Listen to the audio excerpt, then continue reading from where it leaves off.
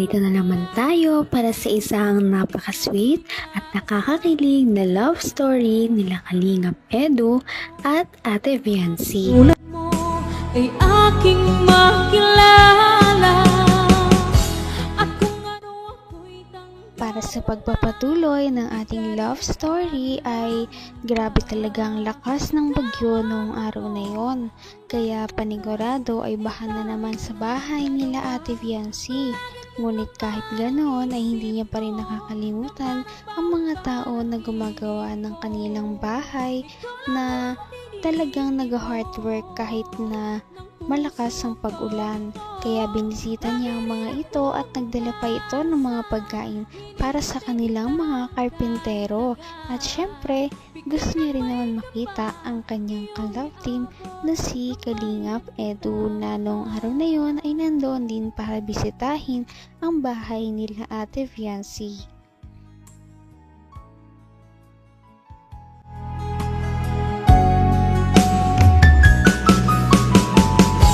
ang nais ko lang. Yan.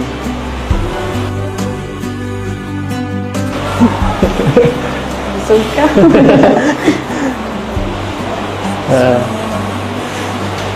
Na-stun ka. Na-stun.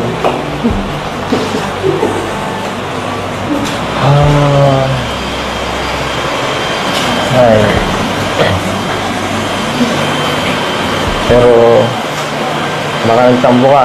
Umuwi ako nun eh.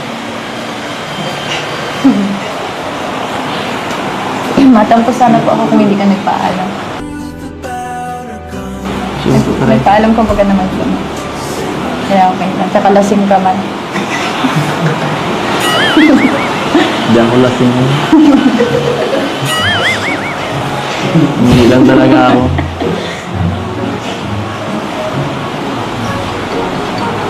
Siyempre.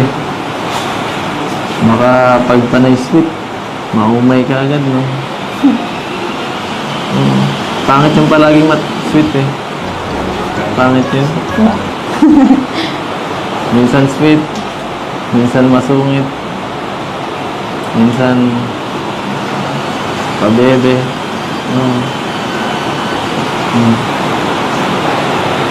Minsan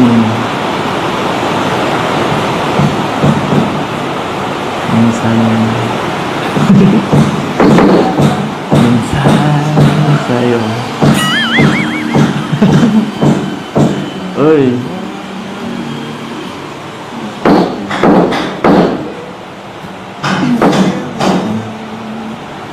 Ano? Thank you pala ulit. Doon. Saan? Napaghatid ka gabi. Ha? Thank you. Para yun lang. Siyempre. Dapat. Kahit bagyo ay hindi talaga ito alintana sa kanilang love team at talagang makikita natin kung gaano sila kasaya na magkasama kahit na malakas ang bagyo. Nag-uusap lamang sila ngunit kontento na sila sa oras na mayroon sila ngayon dahil minsan na lamang sila magkita dahil nga may pasok na rin si Ate Viancy at busy. At palagi. For hope or mundo. Masaya naman ako eh. Masaya ako pag hinahatid ka. Kulang pa nga eh. Gusto ko mga 2 hours eh. 2 hours biyahe. Balikan. Dapat po pala din nagpabahay sa may ano. Sa taro. Para mas matagal. Mas matagal na samahan, di ba?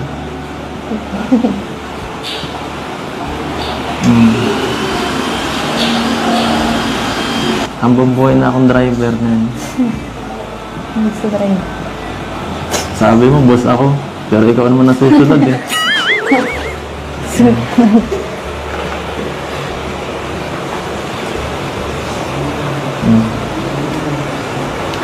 Ano masasabi mo?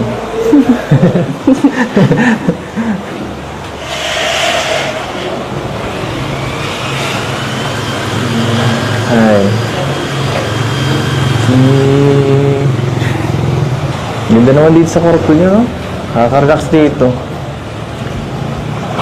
Siguro lalo na pag natapos na to, sobrang ganda nito pag may ano na, kompleto na lahat. Ano po, siguro. Ang ganda na nga Gusto po. ko Hindi tumambay natapos. dyan. Gusto ko tumambay dyan. Ang ganda. Huwag ka lang tatalon dyan. Mataas yan. Hindi mo na kumatalon. Mataas yan. Hop. Ay. Saan ka ba nakatingin dyan? Ay. Kaya-hiya ka. Bahala ka. Marami din ang excited sa paglipat nila Ate Biancy dahil kung makakalipat siya, ibig sabihin ay mas malapit na siya sa bahay nila Kalingap Edu. Kapag nangyari yon ay lagi na siyang makakatid sundo at malagi na silang magkakasamang dalawa.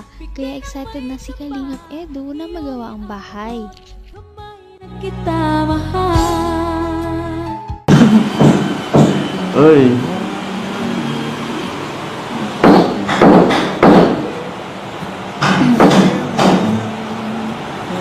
Ano?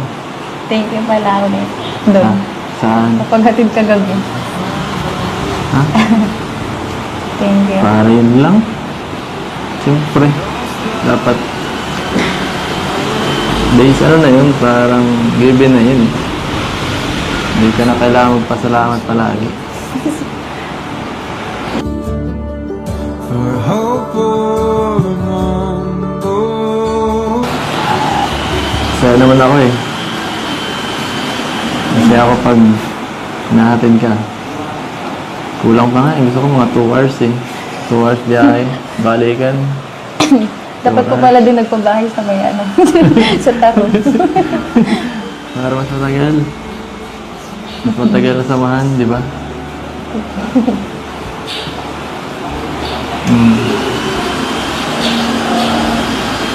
Ang bumbuhay na akong driver ngayon. Gusto ko rin. Sabi mo, boss ako. Pero ikaw naman nasusunod eh.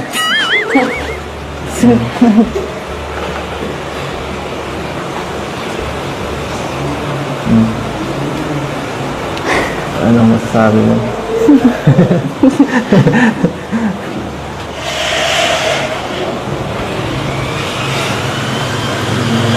Ay. Ganda naman dito sa kwarto niyo, no? Nakaka-relax dito. Siguro lalo na pag natapos na to, sobrang ganda nito pag may ano na, kompleto na lahat. Ano po, siguro. Ang ganda na nga Gusto po. ko Hindi tumambay natapos. dyan. Gusto ko tumambay dyan. Ganda. Huwag ka lang tatalon dyan, mataas yan. Sobrang layo na nga ng narating ng EDC Love Team. At kahit gano'n yun kalayo, hindi yun makakalimutan ni Ate Biancy. Kaya palagi talaga siya nagpapasalamat kay Kalingap Edu. Halos kada vlog nga ay lagi niyang pinapasalamatan ito sa mga nangyari at inidulot nito sa kanyang buhay. Kaya makikita natin kung gaano talaga kahalaga si Kalingap Edu sa buhay ni Ate Biancy. Abot kamay na kita. Thank you. Para yun lang. Siyempre. Dapat days ano na yun, parang given na yun. Hindi ka na kailangan magpasalamat palagi. For hope for the mundo. Saya naman ako eh. Kasi ako pag nahatid ka, kulang pa nga eh. Gusto ko mga 2 hours eh. 2 hours biyahe, balikan. Dapat po pala din nagpabahay sa may ano. Sa taro. Para mas matagal. Mas matagal na samahan, di ba?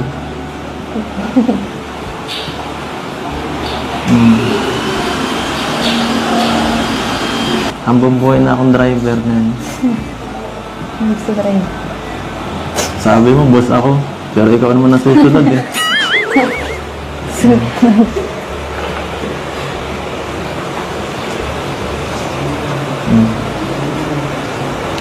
Ano masasabi mo?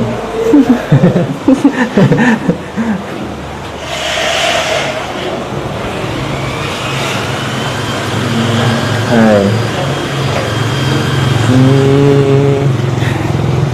Ganda naman dito sa kwarto niyo, no? Nakaka-relax dito. Siguro lalo na pag matapos na to, sobrang ganda nito pag may ano, kompleto na lahat. Yun po, siguro. Ang ganda na nga Gusto po. ko Hindi tumambay natapos. dyan. Gusto ko tumambay dyan. Ang ganda. Huwag ka lang tatalon dyan, mataas yan. Hindi mo na kumatalon. Mataas yan. Ah. Ay.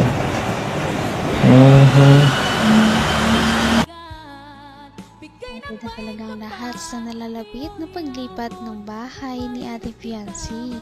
Kaya pag nangyari ito, mas marami na rin silang time sa isa't isa para makapag-date kahit may cameraman o wala. At yan ang ating naabangan sa mga susunod pa nating mga video.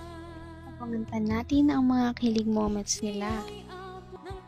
Napaka-sweet talaga nila at napakabait ng tambalang ito kaya maraming sumusuporta. Kaya naman sana ipatuloy natin silang suportahan at mahalin si Fiancé, si Kalingap Edu at ang Kalingap team. Yun lamang at maraming salamat sa panonood. Abangan natin kung magkakatuluyan ba talaga si Kalingap Edu at Fiancé. Hanggang sa muli! Bye! Ngayon'y abot